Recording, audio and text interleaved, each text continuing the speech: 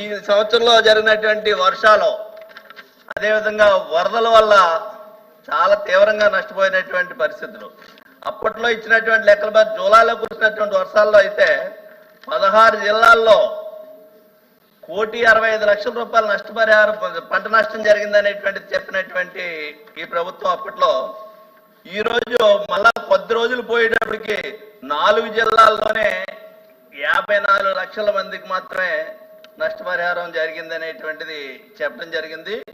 దీంట్లో అరకొరగా 3.3 కోట్లు మాత్రమే పరిహారం చెల్లించడం అనేటువంటిది జరిగింది.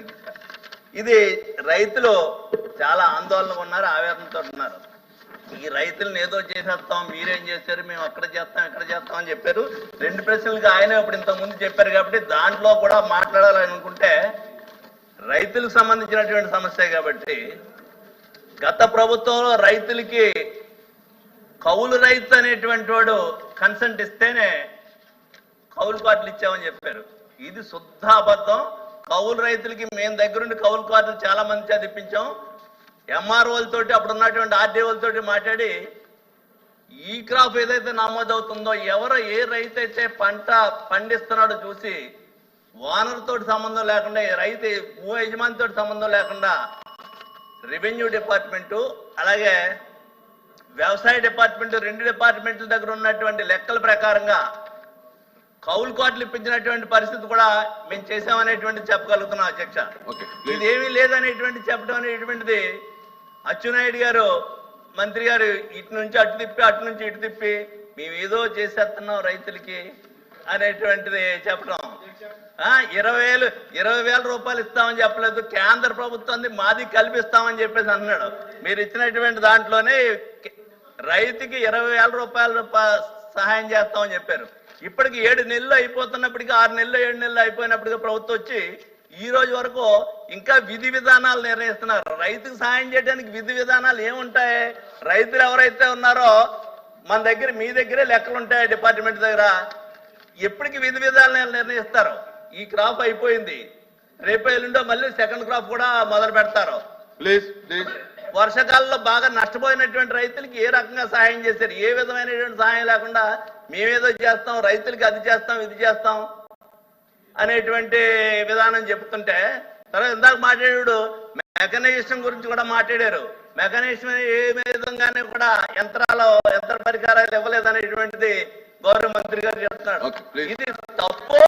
యంత్ర పరికరాలు ఇచ్చారు లేదు అనేటువంటిది మీ డిపార్ట్మెంట్ లో మీ అధికారులు ఉంటారు కాబట్టి పిలిపించి గత ప్రభుత్వంలో ఎన్ని ట్రాక్టర్లు ఇచ్చారు, ఎన్ని కోత మిషన్లు ఇచ్చారు ఏంటి అనేటువంటిది ఆయన ఆదేశిస్తే పట్టుకొచ్చి ఆ టేబుల్ పెడతారు. ఏమి ఇచ్చారు ఇవ్వలేదు అనేటువంటిది.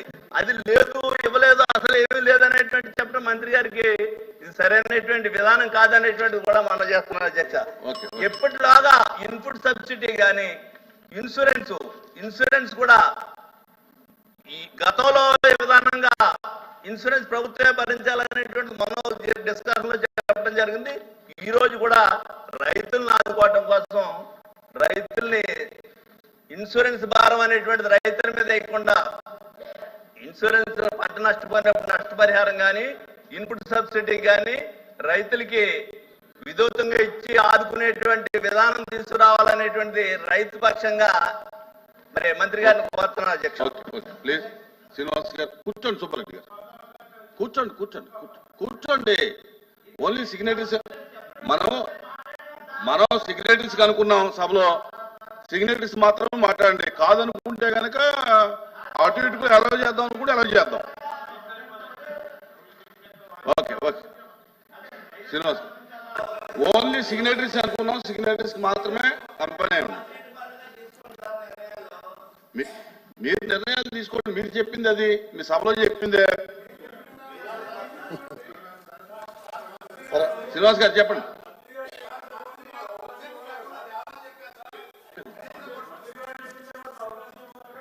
అధ్యక్ష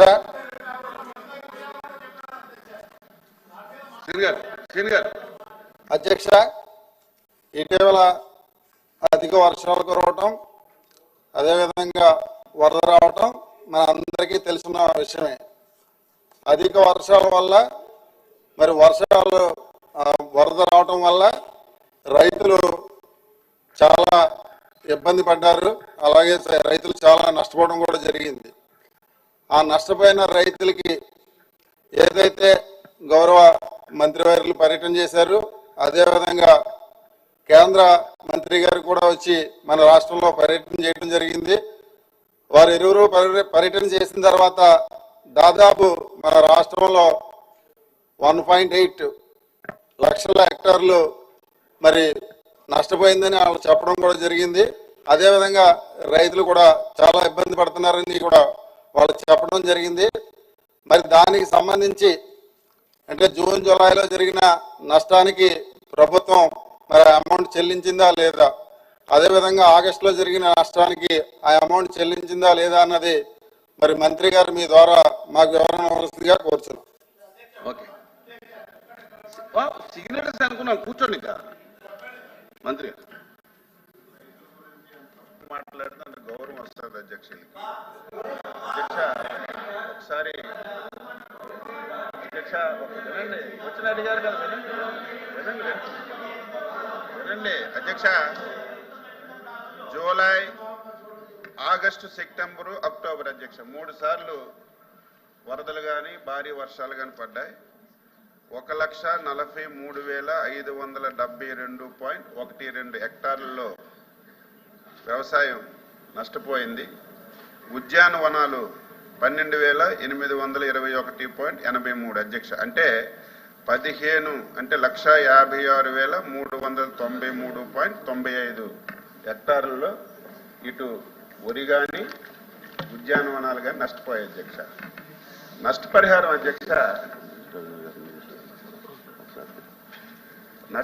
అధ్యక్ష ప్రభుత్వం ఎప్పుడు కూడా పెంచేటప్పుడు పెంచుకుంటూ పోవాలి.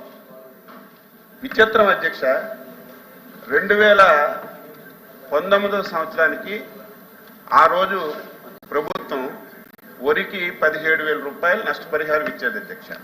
హెక్టార్ 17,000 18,000 చేయాలి, లేకపోతే 17,000 1 రూపాయి చేయాలి. వీళ్ళు వచ్చిన తర్వాత 17,000 రూపాయలది 15,000 చేశారు. 15,000 చేశారు అధ్యక్ష. ఎవరైనా 1 రూపాయి పెంచుతారు, పెంచకపోతే సైలెంట్గా ఉంటారు, దాన్ని తగ్గించారు. ఈ రోజు రైతుల గురించి మాట్లాడుతున్నారు అధ్యక్ష. ఫస్ట్ టైం అధ్యక్ష, గొప్ప చెప్పడం కాదు. మొన్న ఎప్పుడైతే వరదలు